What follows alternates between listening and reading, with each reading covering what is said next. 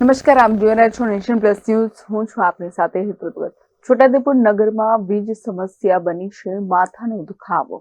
MGVCL કચેરીએ phone ના ઉઠાવતા વીજ ધારકો પહોંચ્યા છે સ્થાનિક વીજ કચેરીએ. છોટાઉદેપુર નગરમાં વીજ સમસ્યા બની છે માથાનો દુખાવો. MGVCL કચેરીએ ફોન ના ઉઠાવતા વીજ ધારકો વીજ કચેરીએ પહોંચ્યા છે, જેમાં ગ્લાસ ફેક્ટરી વિસ્તારના વીજ ધારકોએ નાયબ ઇજનેરનો ઘેરાવો કરી ઉગ્ર રજૂઆતો કરી છે.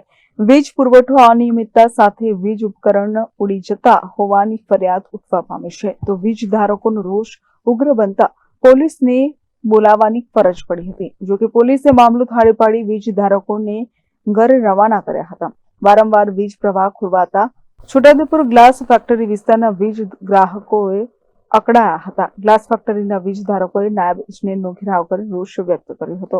સાહેબ, એનું કારણ એક જ છે કે અમારા છોટાઉદેપુર વિસ્તારમાં એક વિસ્તાર છે ગ્લાસ ફેક્ટરી. ત્યાં 30 થી 35 મકાન છે. છેલ્લા ઘણા સમયથી ત્યાં લાઇટને લગતો ઘણો બધો પ્રોબ્લેમ છે.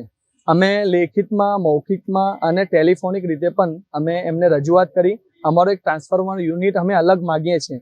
એના માટે ઘણી વખત એ લોકો આયા, સ્થળ સર્વે પણ કરી ગયા, વિઝિટમાં પણ એ લોકો આવી ગયા.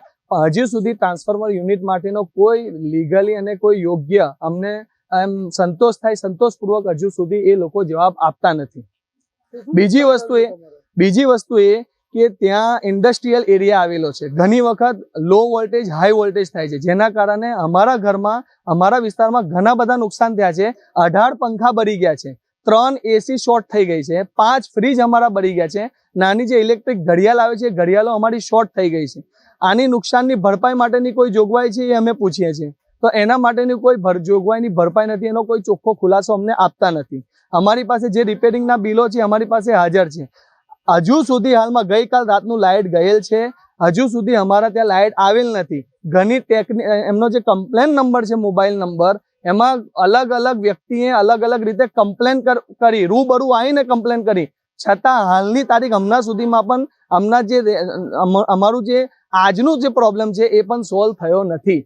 આ અમારી રજૂઆત છે. એના માટે અમે અહીંના સાહેબશ્રીને અમે રજૂઆત કરી છે. એમને અમારી રજૂઆતને ધ્યાન પર લીધી છે.